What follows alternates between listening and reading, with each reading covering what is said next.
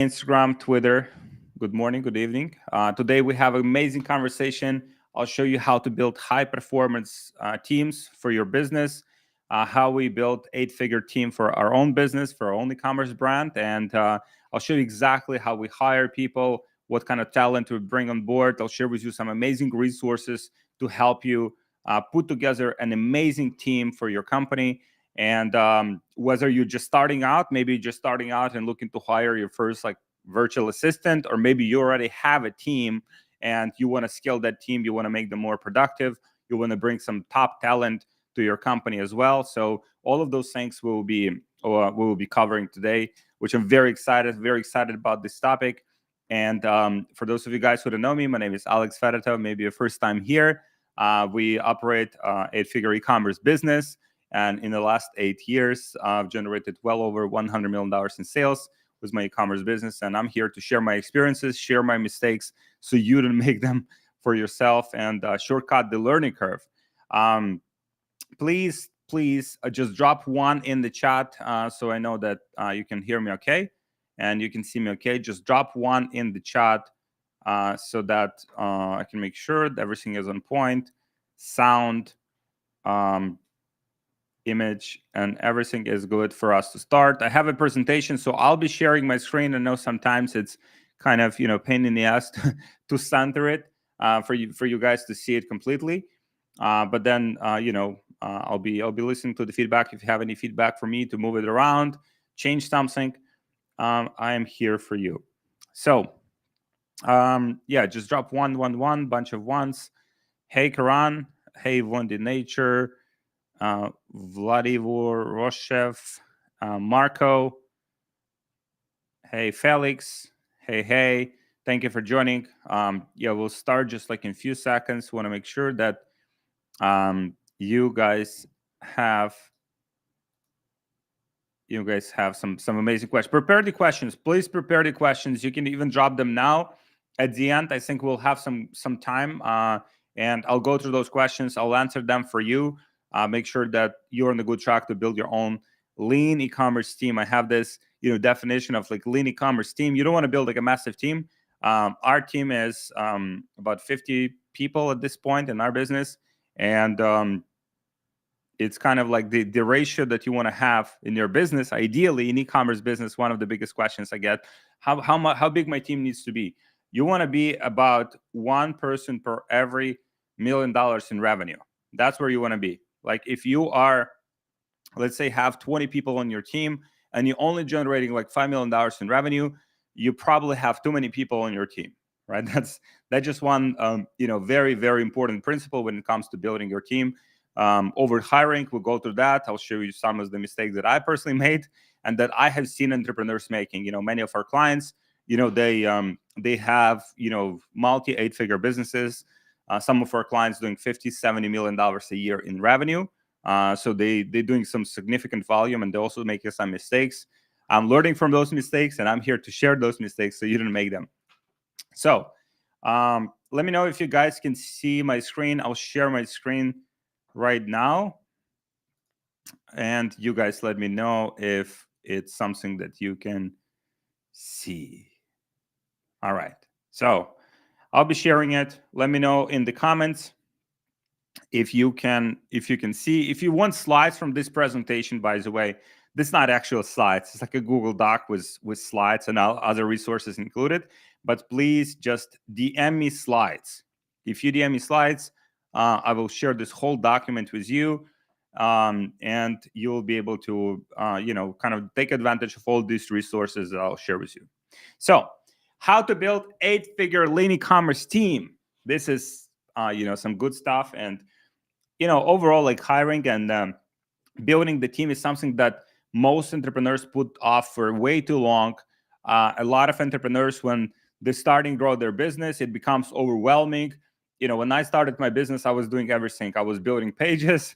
I was trying to edit videos. I was trying to build websites. I was choosing products. I was trying to do everything. And that's where a lot of you guys will probably start, unless you have a partner that has complementary skills and can help you with some of those things in your business. Or maybe you have someone from your family. Maybe you have your mom or sister or your brother helping you out. But most entrepreneurs put this off for way too long. They're getting to the point where they do everything by themselves and they become a slave to their business. So don't let this happen to you. Don't become a slave to your business. If your business does some good revenue, and if you are profitable, which is very important, for the point where you have the ability to hire people, your business needs to be profitable. And if it's not profitable, then figure out how to make it profitable. Get feedback from someone who's already successful e-commerce entrepreneur, get in some community, get some mentorship, but figure out how to make that business profitable first. So then you have the profit to reinvest into your business and to hire some amazing team members. When it comes to e-commerce businesses, number one thing that I would recommend for you to scale, if you're watching this and you already do, let's say, 50, 100K per month in revenue, number one thing that I would recommend for you to do, if you're advertising on Facebook or you're advertising on TikTok, building your own creative team. So creative team is pretty much the team that will help you to pump out more creatives, which is number one factor when it comes to just getting more sales, more revenue, more profit for your business. It's more creatives. If you're advertising on Facebook, more creatives equals more money, right? The more creatives you test, the more creatives you'll find that are winning, and the more creatives you can scale, the more money you can make.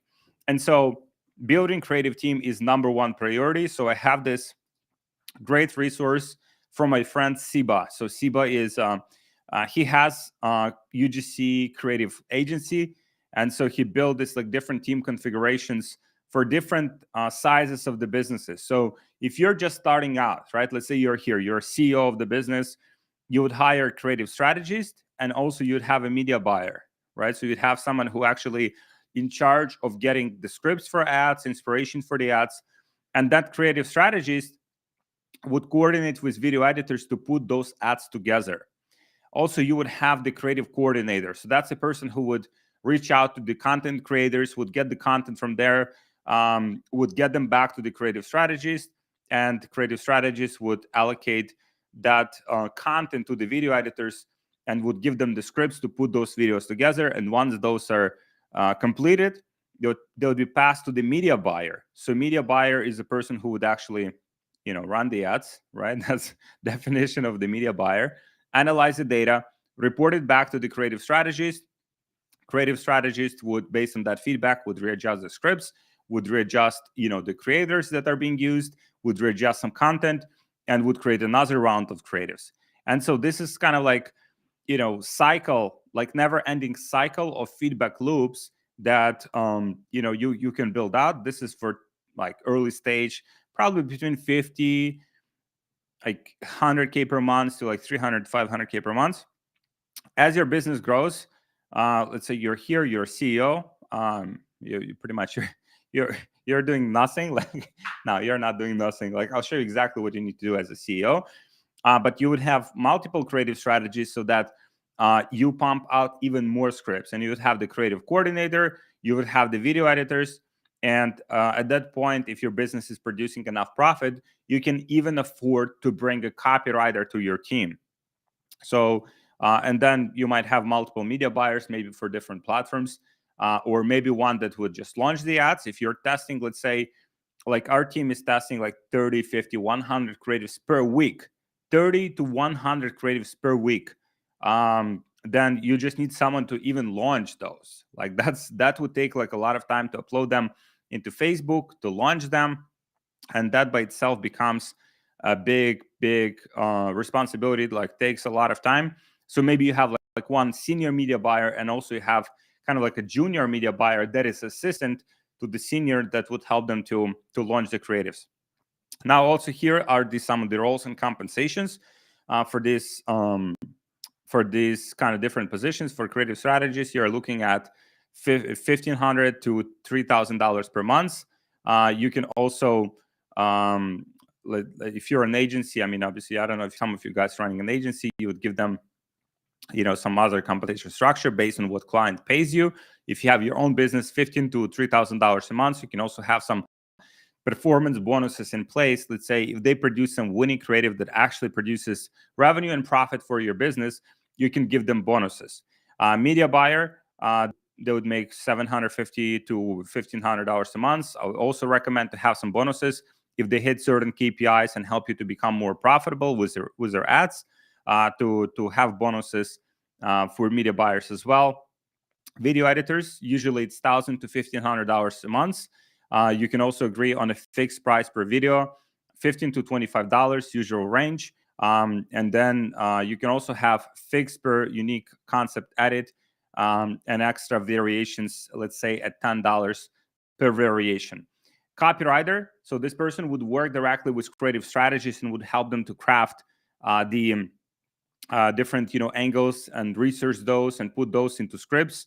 That would be $500 to $1,000 a month. That won't be like super high level copywriter. If you want a super high level copywriter, that would be more like $50,000, $100,000 a year, sometimes even more.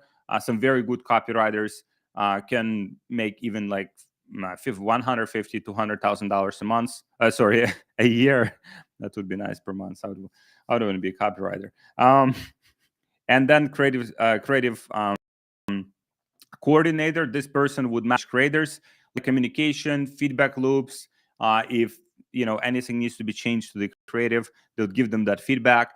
Also would interview new creators as well. And that person is kind of like a VA role. That's like $50 to $750 per month. And then creator would make $100 to $100. Some of them are more expensive.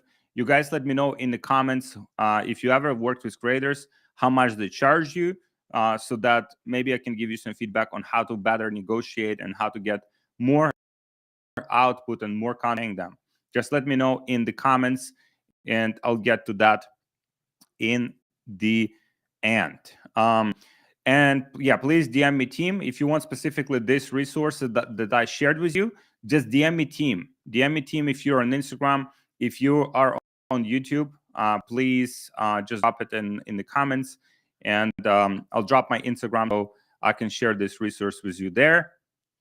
Roles in creative team to train continuously: copywriter, video editor, media buyers. Those people need ongoing training. For that reason, we are even like investing in different courses, masterminds, like mentorships for our creative team members, so they always become better at what they do. That's very important. It's never like you hire someone and then that person for the rest of their lives is like they're kind of like on top of things and know what's working. You need to constantly provide them, first of all, like your feedback if you understand, the whole game, and if not, get some mentorships, masterminds, get some courses for them as well, so they constantly level up with their skills. Also, if they need any tools to simplify their workflow, some of these tools are paid, like Adobe Premiere, different AI tools that they could leverage, like 11 Labs for voiceovers. Give them those tools and pay for them, because they'll be using those to increase your revenue, your sales, and your profit. So it's a win-win scenario. One thing that's important here that a lot of entrepreneurs neglect when they're hiring people is having monthly check-ins. They would just like check in with their creative strategist once a month. Hey, how is everything? Oh, everything's good. Okay, cool. Yes, they kind of like just totally neglect it, and they expect that the person they hired just kind of like gets it from day one, which is not the case. Or they would have weekly check-ins. They would check on a weekly basis. Hey, how is everything? Any problems? Everything is good. Like, there's no need to worry. Okay, cool. And they go back to like, drinking pina coladas. Don't do that. You have to do daily check-ins. If you have a creative team, treat it as a separate team. This is like pretty much the most important team in your business, because that's what actually drives revenue. And this is not micromanaging. It's setting up yourself for a leverage later on, because if you train these people correctly, at some point they'll be pretty much like self-sustainable, and then you'll be able to kind of disattach yourself. But on those initial stages, first few months when you onboard a new team member, make sure to have daily check-ins, so they are all on point. They understand exactly what needs to be done, and you can get more leverage later on as they become good. Also invest in your team. As I mentioned, courses, masterminds, different tools. You have to invest in your team. This is super, super important. One of the lessons that I learned the hard way I expected, if I hire someone, like, they would know everything they need to know, and there's no need to kind of, for them to level up their skills. They kind of like can get away with the skills they already had. But it wasn't the case, and people would get stagnant. People would do the same thing that they did 1 year ago or 2 years ago, and not paying attention to what's working right now. So make sure to invest in your team. And yeah, if you want, actually, I have a great resource on hiring video editors, which is one of the very, very important roles. Just DM me hire, and I'll send you my whole SOP on how to hire top performing video editors. So that's on this side. Like, let me know, guys, if you have any questions. Please drop them in the chat. Drop them in the chat so that I can answer those at the end of this presentation. First, I want to share with you a lot of stuff, and then I'll answer your questions to make sure that everything that I shared with you makes sense. Or maybe you have specific questions about your scenario. Maybe you want to hire like a VA or assistant. Maybe you want to hire like a video editor. Maybe you want to hire creative strategists. I'll give you specific feedback on specific challenges that you have. Other hires, right? So building creative team is a very, very important, like, it's probably the most important team that you want to build. Besides that, you would have other hires that are very important, like operations manager. This is someone who would complement you.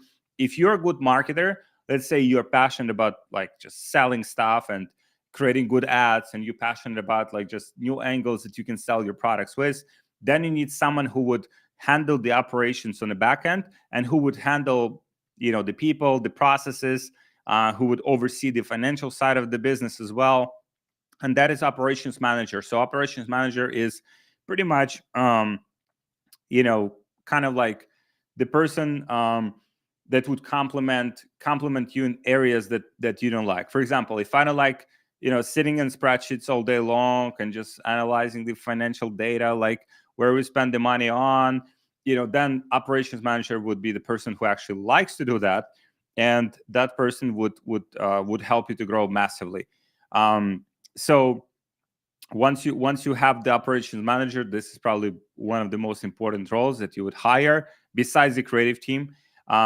Your business can still run. You won't be like in day-to-day as much, because they'll oversee all of the major things that are happening, as long as you train them properly. Again, when you hire in the operations manager, you want to have daily check-ins, daily, until you see that maybe once a day we don't need that anymore. Maybe we can do like 3 times a week.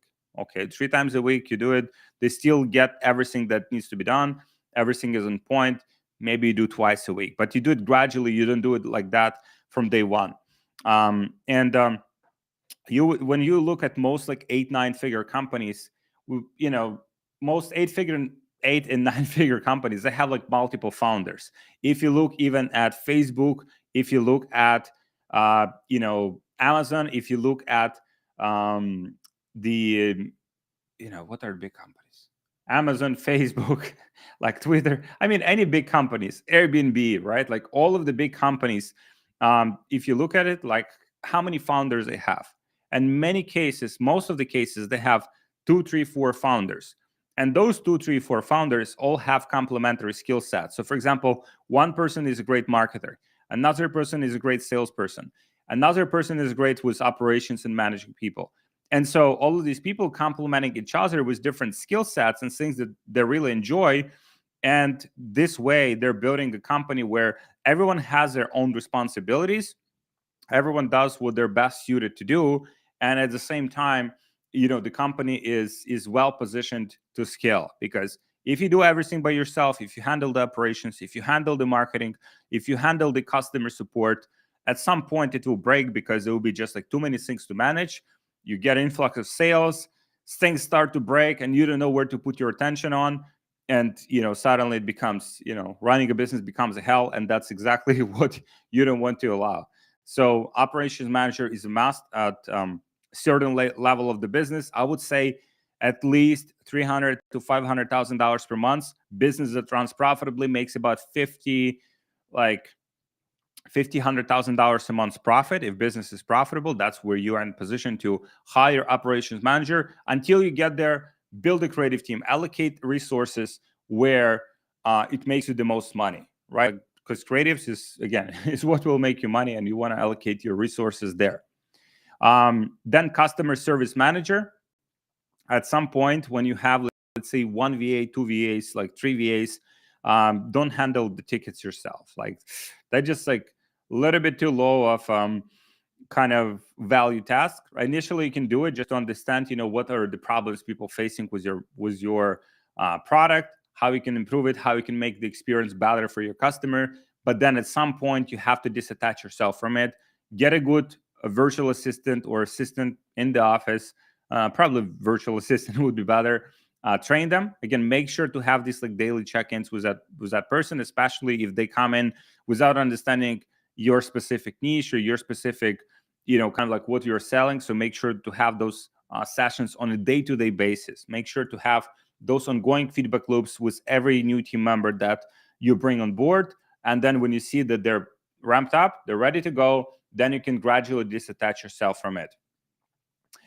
Then the customer service manager, that could be the person who is evolving from a regular VA. There's certain people that just want more responsibilities, want to make more money, love to work with your company, and those people will eventually become customer service manager, or they'll kind of like grow to more like leadership roles in your business, and they can oversee other VAs. Example from our business, we hired like a regular VA, and that VA, loves our company, and he brought like other VAs, right, other assistants, and he trained those assistants, right? So now everyone is like ramped up, and he's more in the leadership role. He oversees, these other people, like 6 other people, and pretty much gives them feedback, sees that everything running on point, making sure that all of the tickets are answered on time, gives feedback to us. Okay, so we have to improve this product because of X, Y, and Z, or we have to improve the shipping, we have to improve the branding, or we have to improve the packaging, because when packages come to the customer, sometimes it comes broken, right? Okay, so let's fix it, let's package it better. But there's ongoing feedback loops, and there's someone in charge of that whole department. So eventually, as you grow the business, your business will be kind of like different department. You have the marketing department, you have like the operations department, you have the customer success department, and so you have all of these different departments that as your team grows, you have different areas of responsibilities and someone in charge of them. There must be like one person that's in charge of the whole department. That is how you build a scalable company. So to hire customer service manager, online jobs ph, upwork.com. That's literally, the standard tools. What you'd have to understand with customer support people is that when you do the application and when you start hiring, when you start the recruiting process, you'll probably get hundreds of applications, hundreds and hundreds and hundreds. And so what you have to become good at is, number one, patience, right? You don't just hire the first person that like looks okay. Make sure that you send those people through several rounds of filtering. One of the things that we do is that's very easy to implement is, when you have your job description, let's say on Upwork or online jobs ph, I would, put, my job description, and then at the bottom of it, I would say, start your application with a sum of 5 plus 10, right? So if they don't start their application process with the number 15 at the beginning, I know they're not paying attention to the details. They pretty much just send you like copy paste templates that they also send to 20, 30, 50 other jobs that they have applied for, and we instantly disqualified that person. I would also put my name on the bottom of it, so I would say, thank you very much, Alex, right? So they don't start it with Alex. If they say like, dear sir, or like, hey dear, like if they start with like, hello sir, like, disqualified instantly. I put my name in there. I expect them to pay attention to small details, and if they don't, we disqualify them. So by doing this, let's say you have 100 applicants, like you probably disqualify like 50, 80% of them, like instantly gone. So now you only have 20 people to deal with, 20 people to filter. Instead of filtering that 100 people, you only have to filter that additional 20. One of the things that we do is we pretty much do the group interview, right? So we get, let's say, 10 people on a call, 5 to 10 usually, and we interview all those people at the same time. We're asking the same question every single person. And based on the answers, we take them to another round of the interviews, and we disqualify throughout this process 50 to 80% of people. So let's say we had 20. So now we shorten that list to like 5 or 10 only, right? So we have now like 5 or 10 people that are best suited for a specific role. So those are the things just to keep in mind. Just make sure you're patient. Don't hire like the first person. Oh, this guy looks good. Yeah, let's bring him on board. And then the guy comes in, and you're like, yeah, okay, here's what you have to do, and yeah, okay, so here's like where to find tickets. Okay, bye bye. And then and then they don't hear from you for like 2 weeks, and then you're like, you come back and like, oh, we have tickets that are not answered for a week. Oh, no shit.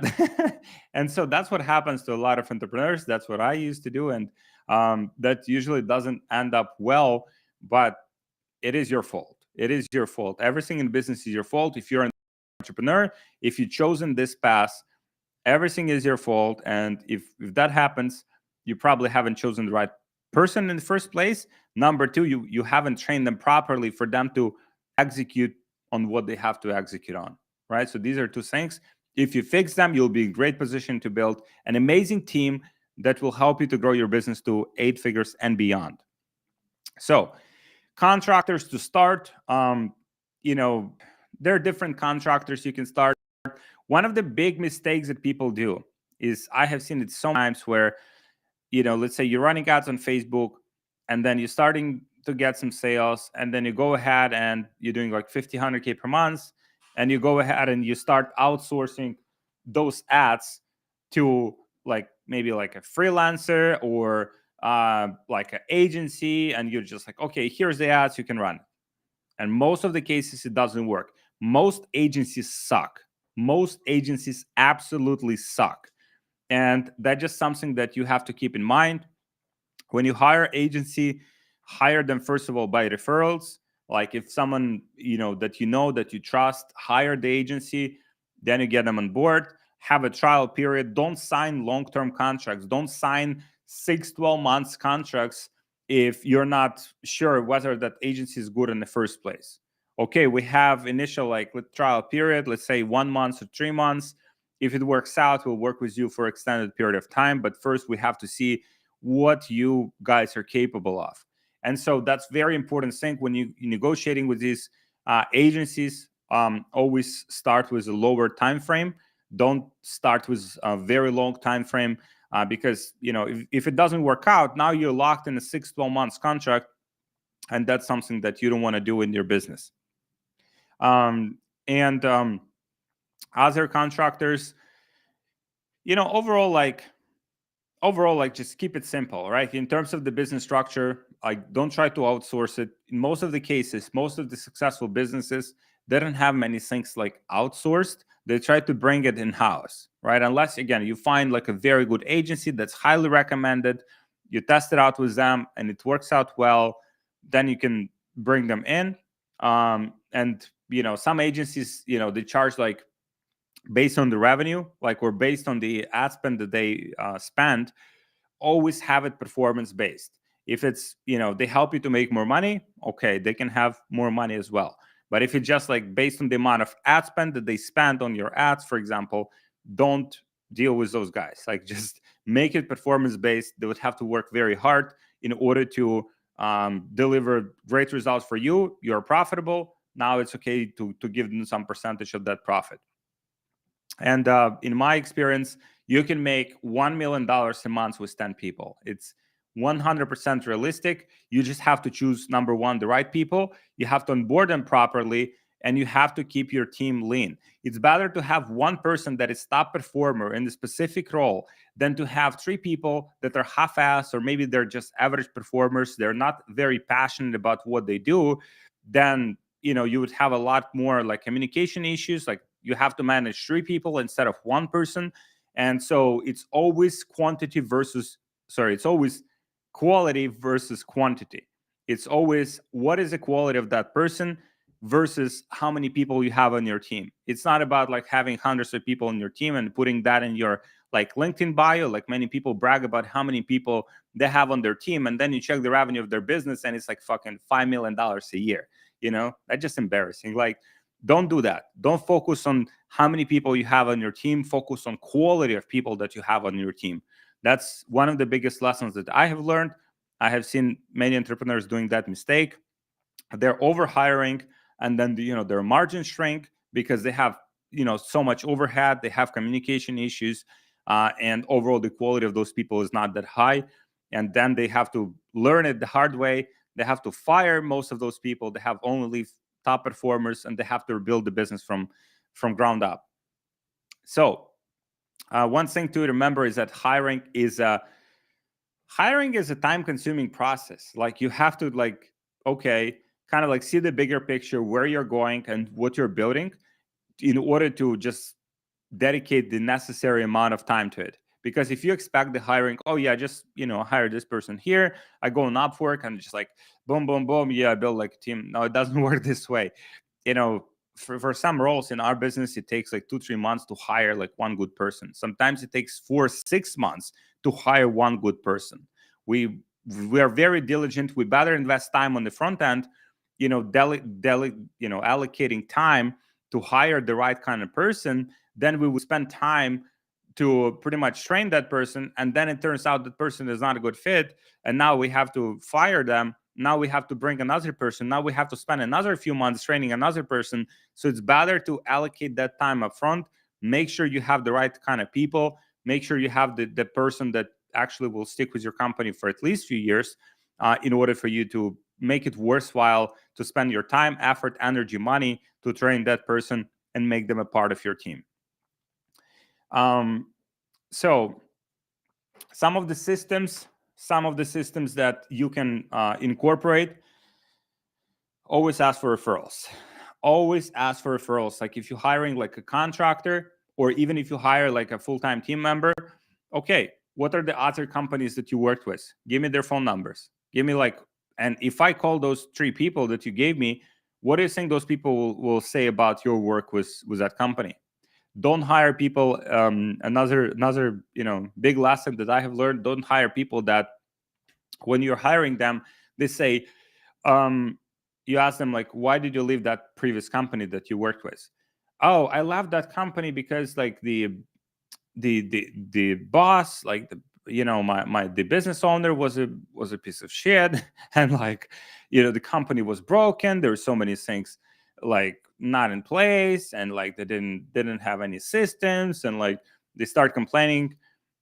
Those people usually will leave your company, and they'll start complaining about your company, right? So those kind of people, the attitude, okay, yeah, it didn't work out, I would rather not talk about this. Maybe company wasn't ready, I wasn't ready, yeah, we had some misalignments, unfortunately we had to split ways. If they're respectful about it, if they understand that maybe there's certain things they could have done better, those are better people, because those people you can train, those people take personal accountability, and those people you can turn into real killers. So another thing here, again, hiring needs an extensive recruiting process and onboarding process. So when on the recruiting side, just front load a lot of that work. Make sure that you filter those candidates very religiously, and when you onboard them, also make sure it's daily feedback loops. You give them some feedback, and you see whether they apply that feedback, whether they become better from your feedback, or they just don't pay attention to it. If you give someone, okay, all the tickets need to be answered in 3 hours or less. Okay, you give them the feedback, and this is you give them feedback, and they say, yeah, okay. And then next time you check, the tickets are not answered for 6 hours. And then you give them feedback again. Hey, all the tickets needs to be answered within 3 hours, during the working hours, for instance. And you give them feedback. And again, tickets are not answered for 6 hours, or 10 hours, or 15 hours. And so if the person doesn't get it, if the person doesn't do everything in their power to do what you ask them to do, and you clearly said them what to do, then that person does not belong on your team, right? That person just needs to go. And you have to just set expectations from day on. Okay, we're a small company. Sometimes, if we need to work on weekends to finish certain things, or we have a lot of sales on weekends, like it is in e-commerce, Saturday, Sunday. You have to be present. You have to be committed to make it happen. You have to answer some of those tickets on the weekend. Are you okay with that? Oh no, it's like on weekends I'm like, I'm fully like, I'm disattaching my computer. I'm not on the internet. I like to hike. And fine, maybe that person shouldn't be on your team in that case, but be very transparent about what is expected for people to have in your company. What are the expectations? You don't want it to be like, yeah, our company is great, it's like we kind of like, we're so good to everyone, and then it turns out like on Saturday or Sunday, let's say you want them to do something very urgent, and they're not there because you didn't set the right expectations. So make sure to set those expectations from the recruiting process. Once you telling them up front what it takes to work in your company, so there's no misunderstandings later on. Quality control. Always give feedback, right? Like give feedback, and the faster you can give feedback, the better. Let's say the person didn't do something, shoot them a long video, shoot them a voice message, send them a message, right away. Like give those feedbacks very fast, because the faster you give them, the faster they know what is this, how they can improve, the faster they can become better. And always invest in their skills. Like I mentioned, courses, masterminds, coaching calls. For example, for our team right now, we're spending hundreds of thousands of dollars per year on education, on masterminds, on different communities, to make them to help them become better, right? And help us to improve the overall quality of the team, because the more they know, the better they kind of like understand, what's currently going on like in the space, the better results they can produce. So allocate portion of your profit to educate your team, to buy those, educational resources for them, because that will make you a lot more money in the long term. Strong culture, it's something that builds over time, and it's something that is harder to build with a remote team. But daily calls is one of those things that will help you to build a strong culture. So having a daily calls, let's say you have a creative team, have daily calls with them. Daily calls, same time, every day. They join, they share their wins, they share, what's going on in different areas of the business, how many creatives were tested, what is the data on some of those creatives, so that there's constant feedback loops and everyone is on the same page. Everyone knows what the company is doing, how the company is doing, what needs to be improved, and everyone is moving in the same direction. Then sharing wins is one of the biggest like hacks that we have learned.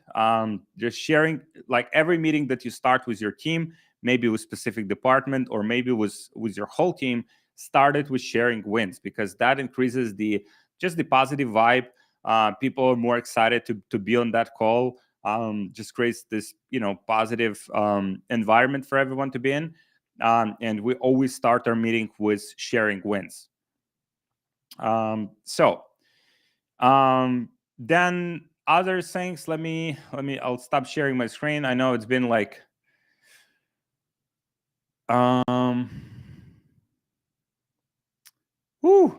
great questions here. Let's go through some of these questions that you guys sent here. All right.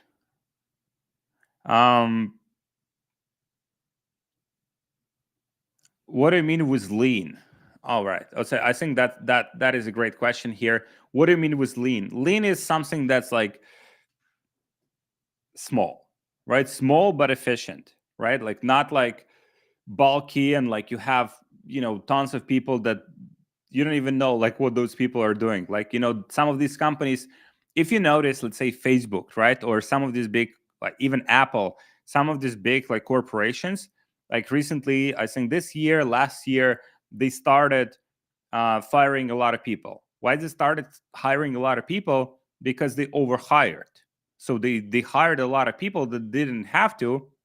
So they hired certain people for maybe because they expected to grow like in certain areas, and they hired a bunch of people, and then it turns out those people were not necessary. So always hire only when it hurts. Like only when it hurts. Like when you have, a specific problem that you want to solve in business, that's what you want to hire. Like, don't hire just because like, oh, maybe in the future, like in 6 months we'll hire, like we'll start doing that, and now this person will hire, and like that person, like if you have like a lot of profit that your business generates and you can afford to lose money for a few months, do it. But otherwise, if you're just like running on slow, like low profit margins, if you don't have like a lot of profit, I mean, if your business does less than 100K per month in profit, you have to fix your business first.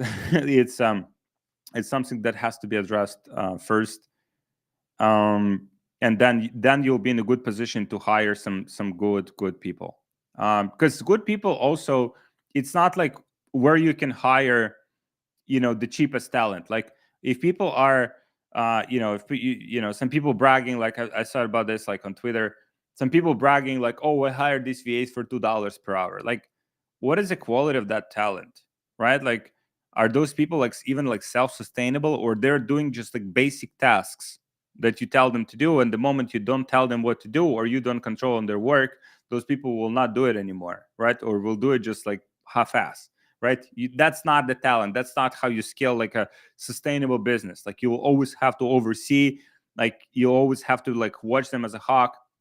So good talent, usually you would have to pay more for, and that's totally fine.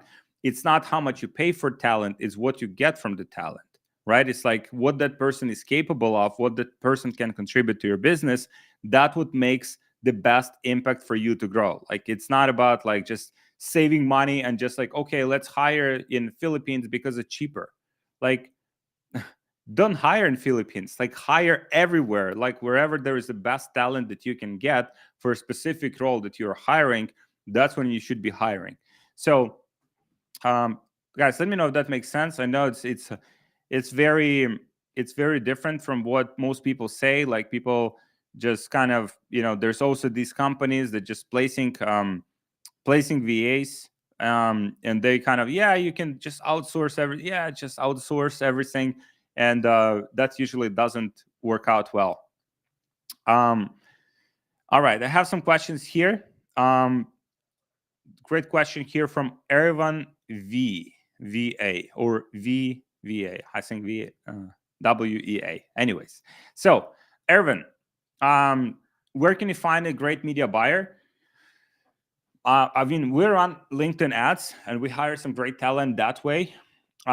We also using recruiters that are doing proactive outreach. So they would reach out to people directly.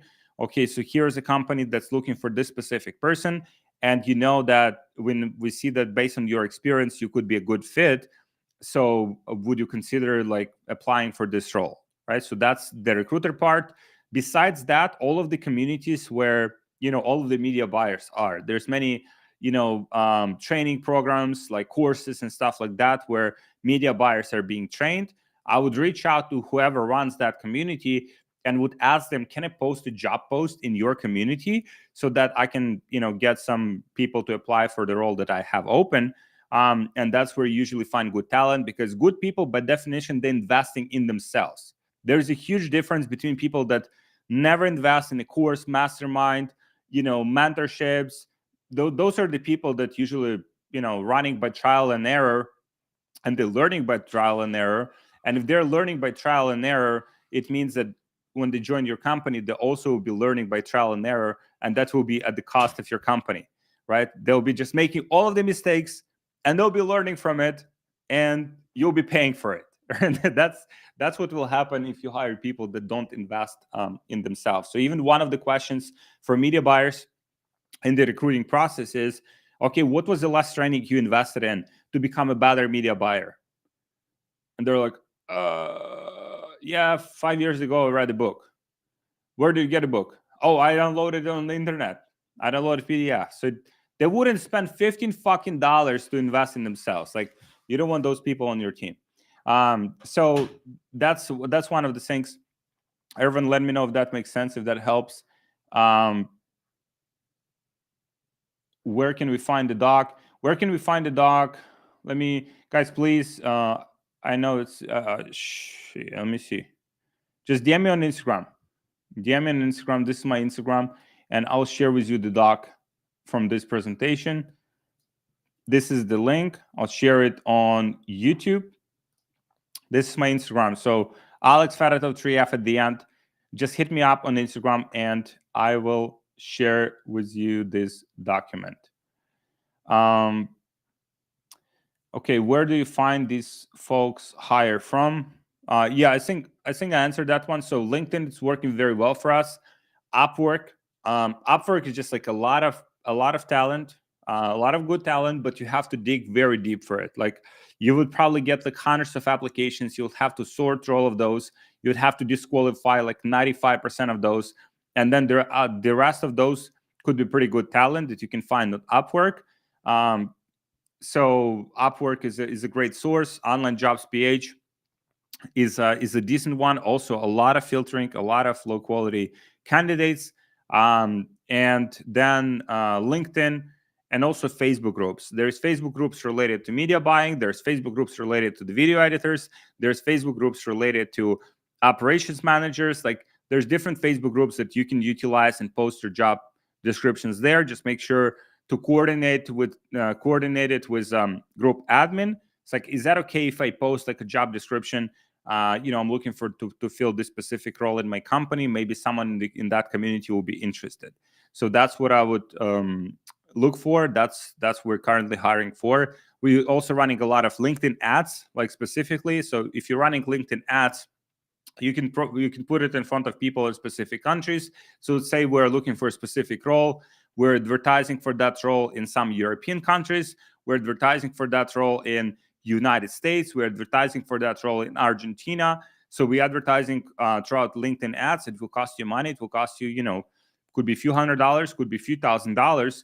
But, if you're looking for some higher level role, it will definitely be worth it. And it will be cheaper than, hiring a recruiter. Like recruiter usually charges like 20% of the person annual salary. So if we are hiring someone for, let's say, $100,000 a year role, recruiter would get $20,000 if we actually place that person. They would also guarantee the placement. So if the person doesn't stick with us, for, let's say, 6 months, right? 6 months, before 6 months they decided to go, recruiter will go ahead and will replace that person, will start the recruiting process again, and will not charge us for that. So that is a benefit of recruiters. They also have pretty extensive networks in many cases. So for some higher level roles, I would definitely recommend hiring recruiters if you need some good recruiters. We have some great recruiters that we refer to in our community, that some recruiters that we're using personally. So if you need help with that, just DM me ESS on Instagram, and I'll see how I can help you. Guys, please, all of these, I see some of you commented like team or doc. Please just hit me up on Instagram so that I can share with you these documents. Okay, I have a great question here. Let me see. How do you? Oh, this is a great question. How do you create your own custom packaging for your product? It's very easy to do. First, you need a good supplier to work with, a good agent. If you need good agents, please just hit me up on Instagram. My Instagram again is Alex Fedotov 3F at the end. Like, hit me up on Instagram. I'll share with you our agents that are very solid, and I'll be able to refer you to some good agents. Good agents will tell you, okay, if you ask them, I want to create a custom packaging for my product. So the agent will reach out to the factory and will say, okay, our client wants to create a custom packaging. And the factory will tell them, okay, that's fine, but we need at least 500 orders, or like 1,000 orders. There's usually MOQ, which is minimum order quantity, for them to have custom branding for the product. And they'll come back with that to you. They'll tell you, okay, you need like a minimum 1,000 to order 1,000 pieces of the product to have a custom packaging. You'll say, fine. Then you go to Fiverr. I'll share it here. Fiverr has many great designers, or you can go to 99designs.com. I think 99 Designs. And then that is where you find like great designers. And so those designers, you just search specifically for, let's say, packaging design, right, or bottle design, and you'll have a lot of great options to choose from. Just choose whichever one you like the most. It will cost you a few $100s usually to create like a nice packaging mock-up for your product. You send that packaging mock-up to your agent. They send it to the factory. They put it on your product, and now you have it, right? So that's pretty straightforward and easy to do if you have the right kind of supplier that you are working with. Please let me know if that makes sense. Alex, could you share the context of good creative video editor and creative strategies? Context. I mean, I would not look for context. I would look for the person that can join my team. Like, because if you're looking for like freelancer, you can find a lot of those on Fiverr, like video editors. You can find great video editors on Fiverr. The problem with those video editors is that they work with 10, 20 different clients. And obviously, if you send them something to do, it only will be done in a few days. So you have this like delayed feedback loop. But you can test different video editors this way, and you can find one that you're actually happy with. And for that video editor, then you can send, okay, this time I need 5 videos edited. This time I need 10 videos edited. And so you give them more and more work. And at some point, if you're paying them, let's say, $1,000 per month, maybe $2,000 per month, if you're paying them a lot of money, then you would say, okay, would you consider joining my team full time? And we'll give you this work and we'll give you these responsibilities. And some of them would agree. And we've actually hired some of those people that initially were freelancers and were working with, 10, 20 different clients.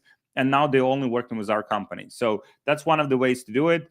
You can do the same way on Upwork. The thing with video editors always is that you want to get some trial task done from them.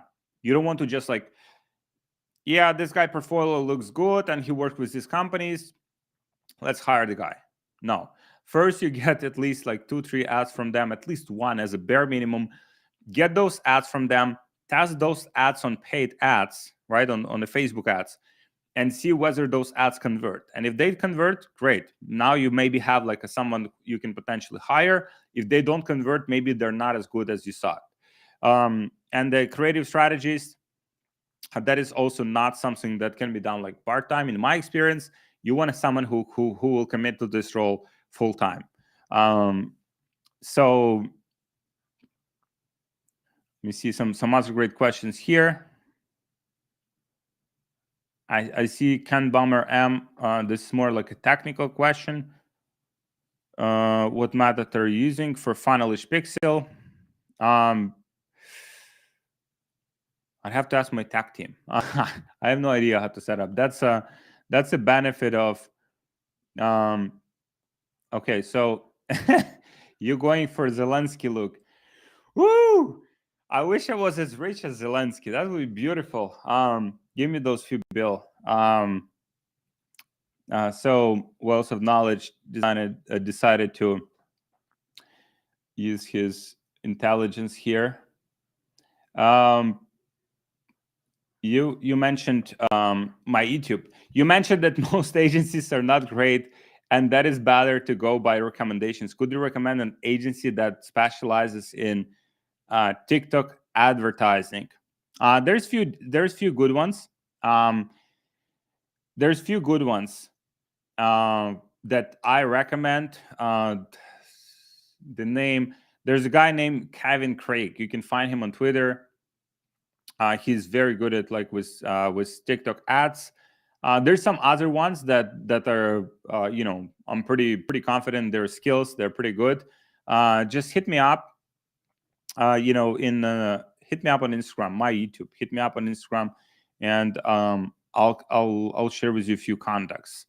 But then again, the fact that it worked for someone else doesn't mean that it worked for you, right? That's very important to realize. So initially, it's like a test, okay? Because your product, your store, your conversion rates, like all of these things that you have at your business could be different.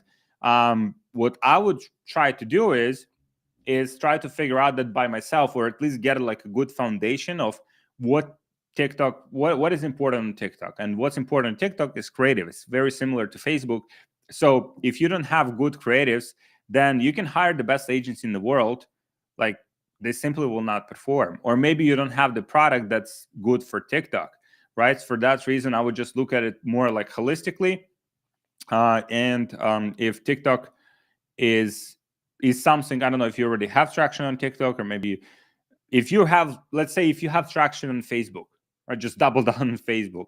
If you're not doing at least $few million a month from Facebook, then you're not maxing out Facebook, right? So just double down, max out Facebook first, and then you can just start diversifying to TikTok and other channels.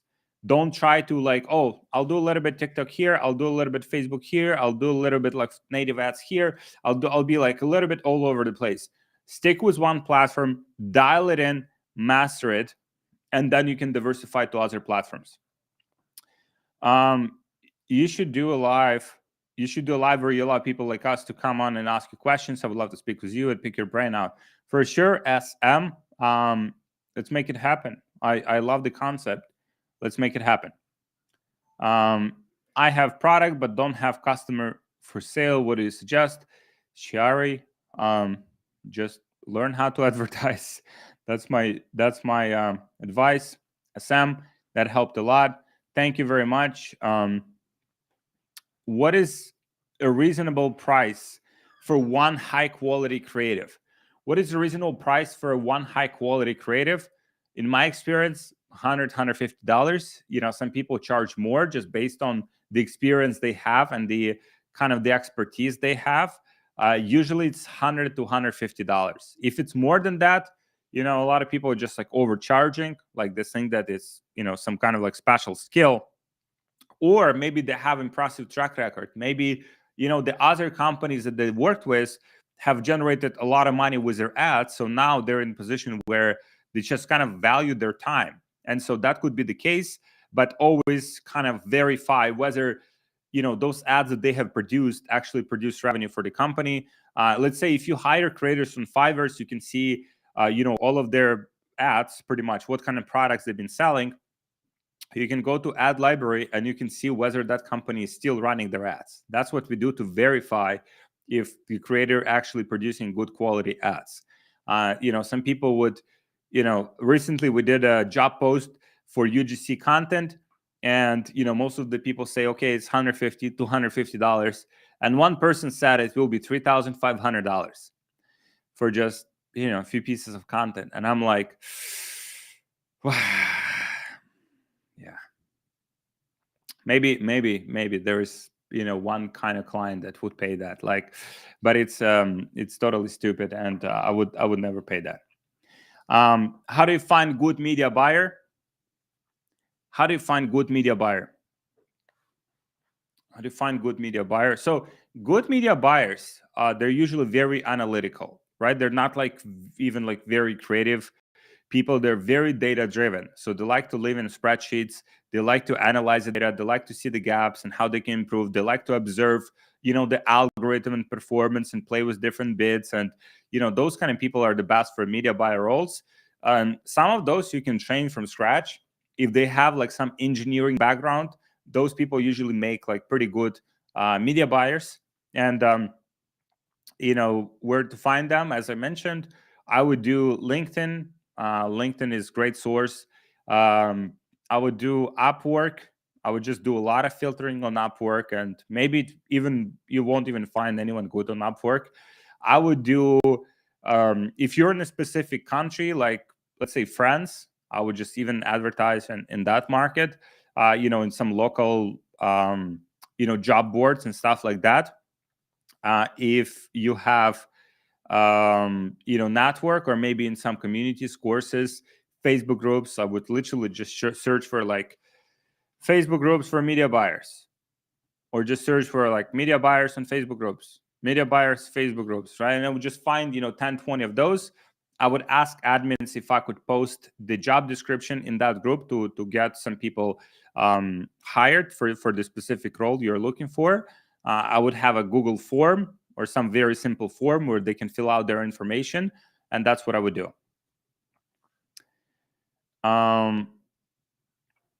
What are your favorite ways to create dopamine in your Facebook creatives? That's a great question. I mean, we usually, we usually just like utilize we utilize fear a little bit, right? We utilize basic human emotions. We utilize fear. We utilize, mostly fear. I'm thinking about this. Like, we're utilizing fear a lot. We're utilizing like pleasure and like attractive people in our ads as well. But utilizing basic human emotions, like that's how we are creating like dopamine in our ads. And so some of the creators, they're more attractive than others. Sometimes they convert better, sometimes they do not. For example, we have found that, in some cases, just like overweight people convert a lot better because they look more genuine than, people that look like in perfect shape, right? So that's one of the things that we have noticed. So I would just test like different kind of like formats. I would identify what kind of dopamine triggers your competitors are using, and that's what I would do. Is it mandatory?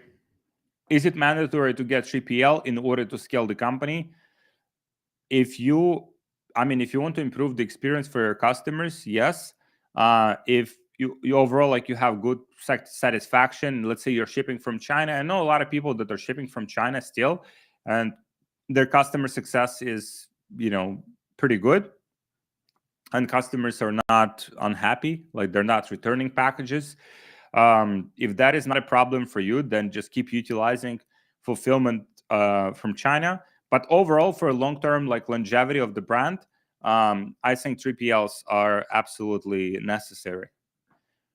And especially if you want to sell the company. If you don't want to sell the company, you just want to maximize your profit margins, then maybe it wouldn't make sense. But if you want to kind of like make your company legitimate from every perspective, then it would make a lot of sense for you to use 3PLs.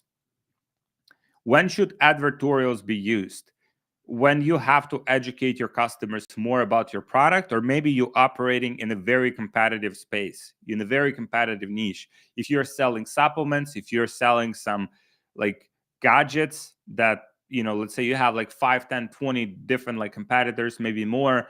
In that case, you need to diversify from other people, and you need to educate them why other products are not good and your product is good, right? So pretty much that's the essence of it. And you can also incorporate some stories into advertorials to make it more emotional kind of attachment for the customer to buy the product, not just like, okay, here's the features of the product, it has this battery and it does this, this, and this, right? That's how most people sell products, and it sucks. Most people suck at advertising, unfortunately, because they don't strive to be like good marketers. And so if you're using advertorials in that realm, then you'll be able to just beat your competition and convert at a higher rate. You'll have higher average order value, have higher conversion rate, and you'll be able to beat your competition. My YouTube. I would like to diversify my revenue considering testing TikTok. Therefore, I'm looking for an agency that can handle the full spectrum of services from creatives to launching ads. My YouTube, how much revenue you are generating? I think that is a big question. Let me know how much revenue you're doing per month right now, and I'll tell you if this is a good timely move. Do you have a specific structure for all of your creatives? No, they follow different structures because we're testing different structures. But at the beginning, it's kind of like disruptive hook. Usually, yeah, it's like fear-based, or it's a question, or it's like, let's say, 3 things your dermatologist doesn't tell you, or 3 things you should avoid in your skincare product, right? Those kind of things we kind of like grabbing, getting people in. And from there, we are educating them on, what specifically dermatologists don't tell you, what is the root cause of the problem that people are facing. So if they have, let's say, acne, or they have wrinkles, is because of X, Y, and Z reasons. And that X, Y, and Z reasons happens because of this, and this. And, and then this company has invented this product that handles all of those and is better than other products because X, Y, and Z. And then all of the benefits of the product, and then all of the features of the products, and then a lot of social proof. So that is quite typical structure in our ads. But yeah, there's many ones that you can replicate. What I would recommend is just to find 5-10 competitors of yours. Find their best ads. I like this tool called Get Hooked AI. It literally has like 3 million ads from different companies. Literally has like their best performing ads as well. You can spy on any brand that you want. Like literally, you can spy on any brand, all of their all of their ads, all of their best ads. Like literally, you can have all of that. And that's what I would do. That's what we utilize. Someone asked me about the hooks, so I'm like, okay, if you guys asking about hooks, I'll give you the hooks. What are the favorite hooks? I just attached it here. I'll drop it on Instagram as well. So this is document with all of the hooks that you can utilize. There's like 130 different hooks that you can try for your product. Like literally, like want this, then check this out. Want that, then check this out. 3 reasons you need to try X, Y, and Z, right? Literally, it's everything that you need there. Please check it out here. Let me drop it here. 50, yeah, I just put it here in the chat on YouTube. I put it in the chat on Instagram, so you guys can take advantage of these hooks for your business. My YouTube, 100K per month. Is that Facebook mostly, my YouTube? Just let me know in the chat.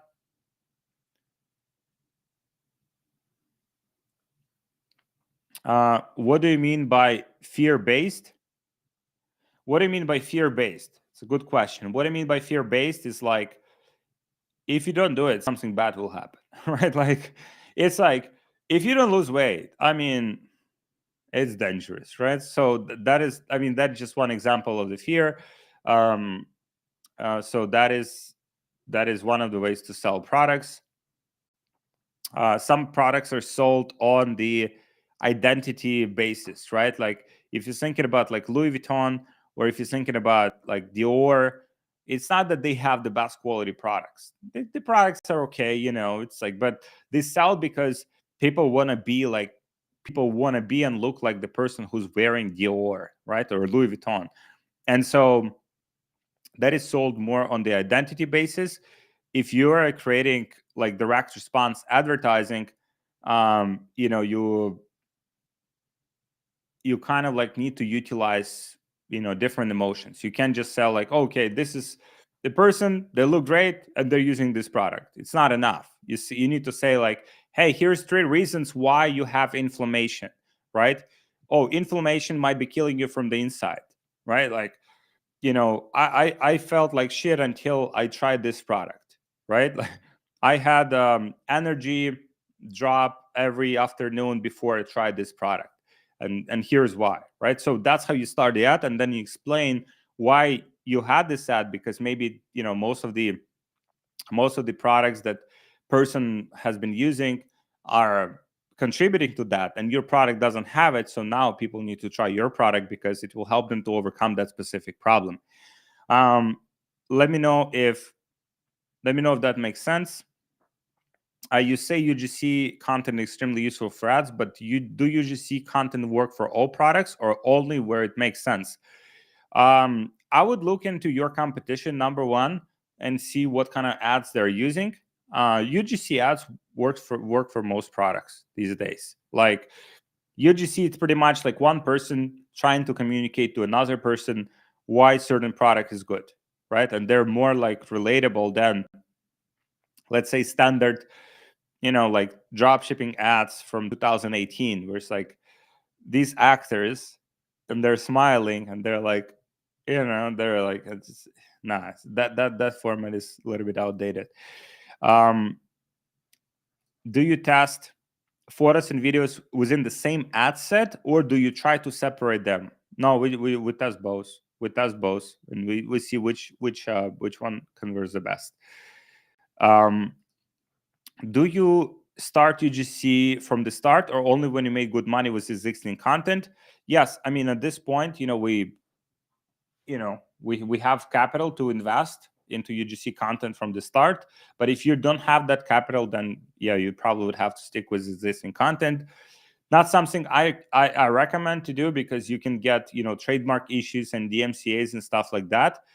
But if you need to do it, I mean, that's something, if you need to do it, you need to do it. But I don't specifically recommend it. So my YouTube, please, if you're making 50, 100K per month with Facebook, just double down on Facebook. Like, get it to at least 300, 500K per month, and then think about diversification. If you're not getting results on Facebook, please hit me up on Instagram, and we'll figure that out.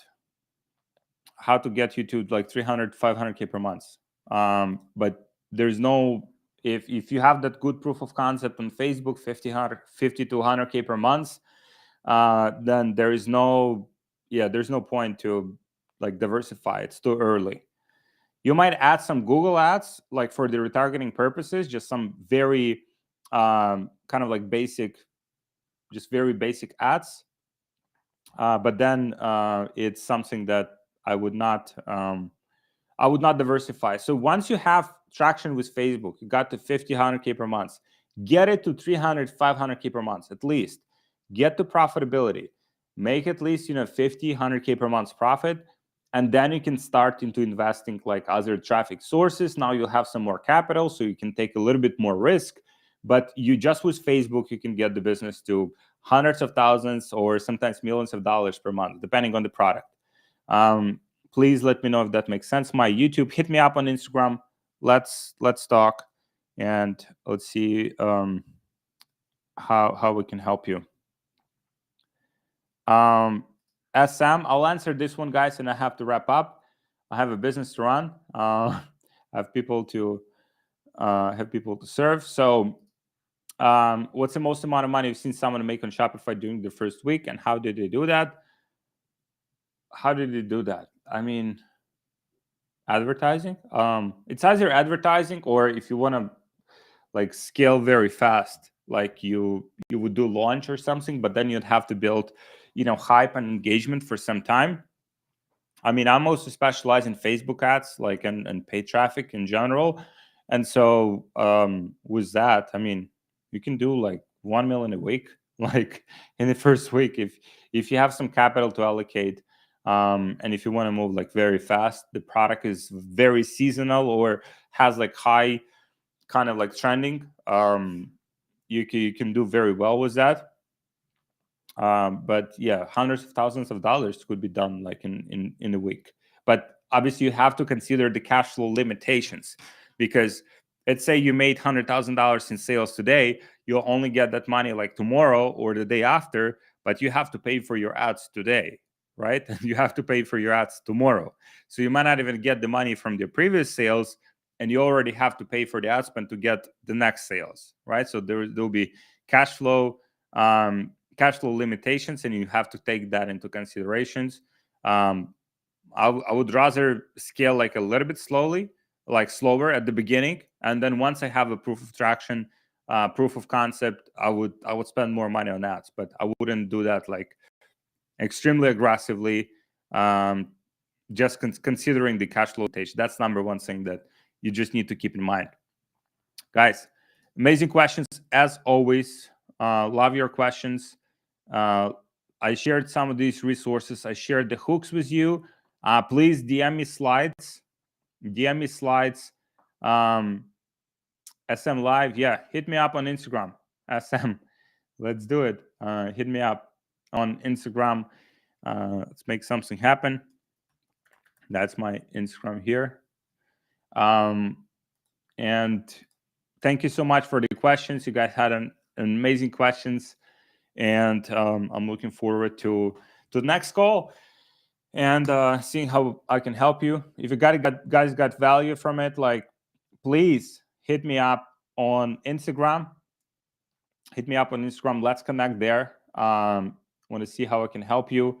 If you need any like resources, or maybe some, we have a bunch of like SOPs and documents for different problems that you might face in your business. Either it's payment processing, feedback scores, scaling Facebook ads, suppliers, transitioning from drop shipping to a brand. So I have loads and loads and loads of them. And if you guys need any of those, please hit me up on Instagram, DM me directly, and I'll see how I can help you. And yeah, thank you so much for joining, and I'll see you guys next